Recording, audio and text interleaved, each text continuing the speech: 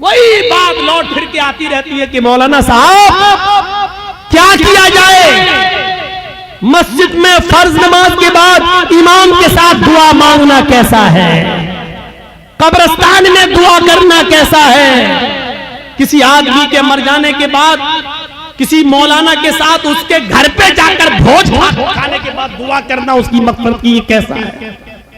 वही पुराने घिसे पिटे सवाल जो हम 15-20 साल से इन इलाकों में आके बोलते जा रहे हैं, वही सवाल, और आज तक हम उनको खत्म करने के लिए तैयार नहीं होते हैं। ये हमारी बेशर्मी का हाल है, ये हमारी बेशर्मी का हाल है।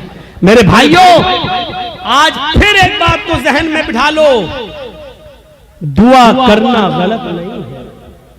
एक बात फिर जहन में रख लो, दुआ एक इबादत है, और इबादत वैसे की जाएगी जैसे जनाब मोहम्मद रसूलुल्लाह ने बताई है। इबादत मोहल्ले के सरदार के तरीके पर नहीं की जाएगी, इबादत मौलवी जजी के तरीके पर नहीं की जाएगी, इबादत मस्जिद के इमाम के तरीके पर नहीं की जाएगी। मस्जिद का इमाम कुरान और हदीस बता सकता है, लेकिन मौलवी के तरीके पर इबादत नहीं की जाएगी। इस बात को आप हमेशा जहन में रखिए। दुआ मुख्कुल इबादत, दुआ इबादत का मग़ज़ है। दुआ के लिए आपको कोई मना नहीं करता है। दुआ जहां अल्लाह के रसूल ने हाथ उठाकर की है आप करिए, कोई मना नहीं करता है। दुआ जहां हाथ उठाकर नहीं की है वहां आप हाथ उठाकर करेंगे तो वहां हम मना करेंगे, इसलिए कि हाथ उठाना साबित नहीं है। मसलन लैट्रीन में जाने की दुआ है, अब आप लैट्रीन में घुस के पढ़िए हाथ उठा के, अल्लाहुम्मा इन्नी औज़ु बिका मिनल खुब्स वल खबाइस। अब बैठिए, बैठिए, दुआ है, क्यों हाथ नहीं उठाया?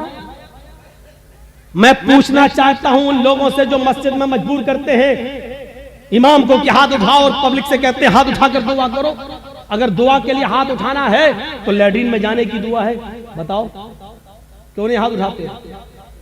सब लैट्रीन में क्यों? अरे जब लैट्रीन में दुआ पढ़ सकते हो तो हाथ क्यों नहीं उठा सकते हो? जब लैट्रीन में अल्लाह का नाम ले सकते हो, अल्लाहुम्मा इन्नी औज़ु बिका, तो हाथ उठाने में क्या हर्ज है? क्यों नहीं उठाते? अब हमारी अकल कह रही है गंदी जगह पर हाथ कैसे उठाएं? अभी अकल ही तो कह रही है ना, तो मैं कह रहा हूं गंदी जगह पर फिर अल्लाह का नाम क्यों ले रहे हो? नहीं साहब, तो अल्लाह के नबी ने बताया है, तो अल्लाह के नबी ने बताया, तो यहां अल्लाह के नबी ने हाथ नहीं उठाया तो हम हाथ नहीं उठाएंगे। अच्छा, खाना खाओ, क्या दुआ है? बिस्मिल्लाह या बिस्मिल्लाहि व अला बरकतिल्लाह, ये दुआ है खाना खाने की। अब आप खाना बैठो, जर्जी साहब खाना लग गया, बिस्मिल्लाह, अब हम या बिस्मिल्लाहि व अला बरकतिल्लाह, अब हम बोलिए। चलो ये तो लैट्रीन नहीं है, ये तो घर है। यहां पर हाथ उठाकर अगर कोई आदमी दुआ करे बिस्मिल्लाह या बिस्मिल्लाह व अला बरकतिल्लाह, तब खाना खाए, कैसा लगेगा? क्यों नहीं उठाते हो? ये भी तो दुआ ही है। साहब अल्लाह के नबी ने नहीं उठाया इसलिए हम नहीं उठाए। आ गई ना बात वही, जहां नबी ने उठाया वहां उठाओ। हम भी तो यही कह रहे हैं, जहां नबी ने नहीं उठाया वहां मत उठाओ। हम भी तो आपसे यही कह रहे हैं। अच्छा, वुजू बनाया, क्या दुआ पढ़ते हो? बिस्मिल्लाह। वुजू के बाद क्या दुआ पढ़ते हो? अशहदु अल्ला इलाहा इल्लल्लाह व अशहदु अन्ना मुहम्मदन अब्दुहु व रसूलुहु अल्लाहुम्मा जअलनी मिनत तव्वाबीन व जअलनी मिनल मुततहिरीन, यही दुआ तो पढ़ते हो। अच्छा, वुजू बनाने के बाद किसी को देखा, पैर धुलने के बाद आया हो, किबले की तरफ मुंह करके अशहदु अल्ला इलाहा इल्लल्लाह वहदहु ला शरीका लहु व अशहदु अन्ना मुहम्मदन अब्दुहु व रसूलुहु अल्लाहुम्मा जअलनी मिनत तव्वाबीन व जअलनी मिनल मुततहिरीन। मैं पूछना चाहता हूं क्यों नहीं पढ़ते? हाथ उठाते हो? यहां वुजू के बाद की दुआ है, हाथ उठाना साबित नहीं है। अजान के बाद की दुआ है, अल्लाहुम्मा रब्बा हाज़िहि दावत ताम्मा व सलातिल काइमा आति मुहम्मदनिल वसीला वल फजीला, लेकिन हाथ उठाना साबित नहीं है। चांद देखकर दुआ मांगना साबित है, चांद देखकर दुआ मांगी जाए, लेकिन हाथ उठाना साबित नहीं है। इसी तरीके से कब्रिस्तान में जाकर दुआ करना जायज है। अल्लाह के नबी ने फरमाया इस्तगफिरू लिअखीकुम, अपने भाई के लिए दुआ करो। हर आदमी को मिट्टी देने के बाद अपने भाई के लिए दुआ करना चाहिए, लेकिन यहाँ हाथ उठाना साबित नहीं है। जैसे इन जगहों पर हाथ उठाना साबित नहीं है, ऐसे ही कब्रिस्तान में भी हाथ उठाकर दुआ करना साबित या है तो हमें बताओ कहां है। नहीं साहब, उठा लें तो हर्ज क्या है? अब इसका जवाब सुनो। अरे हमने हाथ उठाकर दुआ कर ली तो हर्ज क्या है? तो अब मुझे जवाब दो, लैट्रीन में हमने कह दिया हाथ उठाकर अल्लाहुम्मा इन्नी अऊज़ु बिका मिनल खुब्ज़ि वल खबाइस, तो हर्ज क्या है? मुझे इतना बता दो। अज़ान के बाद हमने हाथ उठाकर दुआ मांग ली है, अशहदु अल्ला इलाहा इल्लल्लाह, हर्ज क्या है? मुझे बता दो। यहां आपको हर्ज लगता है, मुझे कब्रिस्तान में हाथ उठाकर दुआ मांगने में हर्ज लगता है। क्यों इस्लाम को अपने और अपने बाप दादा के तरीके पर चलाना चाहते हो? इस्लाम चलेगा तो सिर्फ फातिमा के बाप के तरीके पर चलेगा। इस्लाम न तुम्हारे तरीके पर चलेगा, न मेरे, न तुम्हारे बाप के तरीके पर चलेगा, न मौलवी जर्जीस के बाप के तरीके पर चलेगा। इस्लाम चलेगा तो जनाब मोहम्मद रसूलुल्लाह के तरीके पर चलेगा।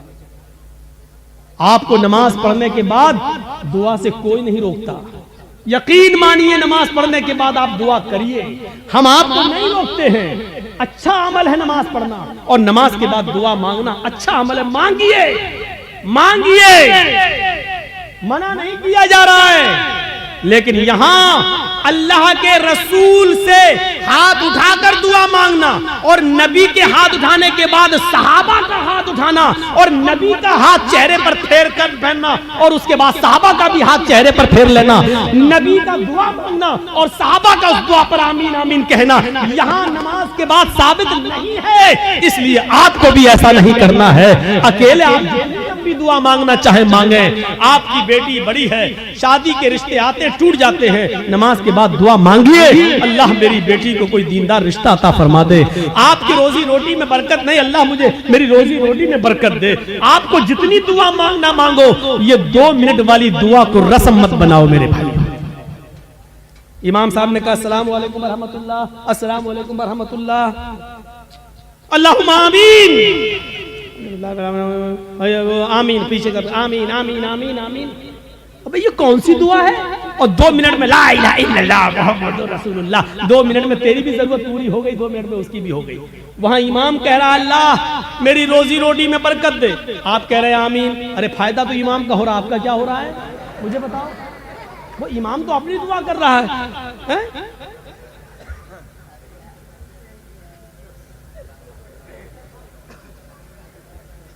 अब इमाम बेचारा कुंवारा है, शादी नहीं हुई है, इमाम कह रहा अल्लाह मुझे दीनदार लड़की अता फरमा दे, आप कह रहे हैं आमीन। फायदा तो इमाम का हो रहा, तुम्हारा क्या होगा? अरे इमाम अपनी दुआ मांगे, तुम अपनी दुआ मांगो यार। इमाम की अपनी जरूरतें हैं, तुम्हारी अपनी जरूरतें हैं। इमाम का बेटा बीमार है, उसके पेट में दर्द है, वो कह रहा अल्लाह मेरे बेटे को शिफा अता फरमा दे। तुम्हारे बाप को कैंसर है, तुम अपनी दुआ मांगो अल्लाह मेरे बाप को कैंसर है, अल्लाह मेरे बाप को शिफाए कामिला और आजिला अता फरमा। अरे इमाम के साथ साथ तेरे आमीन कहने से मखसूस दुआएं हो रही है। इमाम तेरे लिए दुआ नहीं कर रहा है, और तुम जो आमीन आमीन कह रहे हो उसमें तुम्हारे लिए दुआओं पे आमीन नहीं कही जा रही है। अरे तुम अपनी दुआ मांगो, इमाम की जरूरत 2 मिनट में पूरी हो रही है, तुम्हें कुछ ज्यादा मांगना तुम ज्यादा मांगो। ये क्या दुआ है कि जब इमाम की सारी जरूरतें पूरी हो रही है उसी वक्त तुम्हारी भी हो रही है। 2 मिनट में तुम्हारी भी दुआ हो गई, उसकी भी दुआ हो गई। अब हमने कुछ और मांगना था, लेकिन अब हम नहीं मांग पा रहे हैं क्योंकि इमाम ने हाथ फेर लिया, हमें भी फेरना पड़ रहा है। अब हमें कुछ और मांगना है। मेरी बीवी हमें कुछ समझती ही नहीं है। अब अल्लाह मेरी बीवी को मेरा फरमा बरदार बना दे। अब इमाम तो हाथ फेर चुके, अब कैसे दुआ मांगे? अब मांगना चाह रहे लेकिन हाथ गिर भी नहीं रहे, लेकिन मजबूरी में फेरना पड़ रहा है। अब फेरना पड़ा, अब मुंह में कहना पड़ रहा अल्लाह मेरी बीवी को हिदायत दे। इसको आदत मत बनाइए। दुआ को हम मना नहीं कर रहे हैं, नमाज के बाद भी दुआ को मना नहीं कर रहे हैं। दुआ को हम सिर्फ इसलिए मना कर रहे हैं कि सलाम फेरने के बाद आदमी आजाद हो गया है। वो अपनी दुआ मांगे, आप अपनी दुआ मांगिए। वो 2 मिनट मांगो, 5 मिनट मांगो, 10 मिनट मांगो, 15 मिनट मांगो, आधा घंटा मांगो। और दुआ तो मेरे भाइयों मजमे में है। सही बताऊं तो दुआ का हक अदा ही नहीं होता है। दुआ का हक अदा तो तन्हाई में होता है, जब कोई ना देख रहा हो, 2 रकात नमाज पढ़ के अपने आप को सबसे छिपा कर रो रो कर आंखों से आंसू बहा बहा कर दुआ की जाए, तब दुआ का मजा कुछ और है। मेरे भाइयों, ये दुआ का मजाक है। अल्लाह गांव में बहुत ज्यादा लफड़ा, अल्लाह अल्लाह मेरे गांव में बरकत दे, अल्लाह मेरे चौधरी को समझा दे, अल्लाह मेरे ये आमीन, ये दुआ का मजाक है यार, मत बनाओ मजाक। इतना मजाक दुआ का कभी नहीं बनाया गया जितना हम दुआ का मजाक बनाते। हाथ उठाकर भी मांग सकते हो, लेकिन अकेले तन्हा। कब्रिस्तान में दुआ मांगने का हुक्म है और हर शख्स को दुआ मांगना चाहिए, लेकिन वहां हाथ उठाना साबित नहीं है। वहां सिर्फ हुक्म है इस्तगफिरू लिअखीकुम, अपने भाई के लिए दुआ करो, सिर्फ दुआ है। अगर हाथ उठाना होता तो अल्लाह के नबी कहते अपने भाई के लिए दोनों हाथ उठाकर दुआ करो। और यह आता कि अल्लाह के रसूल ने फला फला के दफनाने के बाद आपने दोनों हाथ उठाकर दुआ की है, आता हदीस में, लेकिन हदीस में किसी किताब में नहीं आया अल्लाह के रसूल ने किसी भी सहाबी को दफन करने के बाद अपने हाथों को उठाकर दुआ की हो, कहीं नहीं आता है। हाँ, ये आया कि अल्लाह के रसूल ने कब्र में सहाबी को दफन करने के बाद सहाबा से फरमाया इस्तगफिरू लिअखीकुम, अपने भाई के लिए दुआ करो। आप चाहते तो कह सकते थे मैं दुआ कर रहा हूं, आप लोग आमीन आमीन बोलो। अल्लाह जिसका इंतकाल हुआ उसके रूह को आला इल्लीन के अंदर जगह अता फरमा, अल्लाह उसके पसमानदगान को सब्र जमील अता फरमा। आप चाहते तो कब्रिस्तान में सब दुआ कर सकते थे, लेकिन आपने न की ऐसे और न लोगों ने आमीन कहा, बल्कि आपने सबको हुक्म दिया कि तुम अपने भाई के लिए दुआ करो, यानी तुम अपनी दुआ करो, हम अपनी दुआ कर रहे हैं। दुआ सब करें लेकिन अलग अलग करें, और हाथ उठाना यहां साबित नहीं है, इसलिए हाथ ना उठाओ। सीधी सी बात है। अब फिर हुक्म यह है कि आप किसी भी मैयत के लिए कभी भी किसी भी वक्त दुआ कर सकते हैं, लेकिन चंद लोगों को इकट्ठा करके मैयत के घर जाकर उसको सब्र की तलकीन करने के बाद, भोज वोज खाने के बाद या दुआ करने के बाद भोज खिलाया जाता है। मुझे नहीं मालूम आपके यहाँ क्या होता है। और वहां घर पे जाने के बाद फिर इमाम साहब दुआ करते हैं और उस घर के सब लोग आमीन आमीन कहते हैं। मेरे भाइयों, बिदात है, बिदात है, बिदात है। इस बुरी रस्म को बंद करिए, इस नौटंकी को बंद कीजिए। मैं इसको नौटंकी कहता हूं।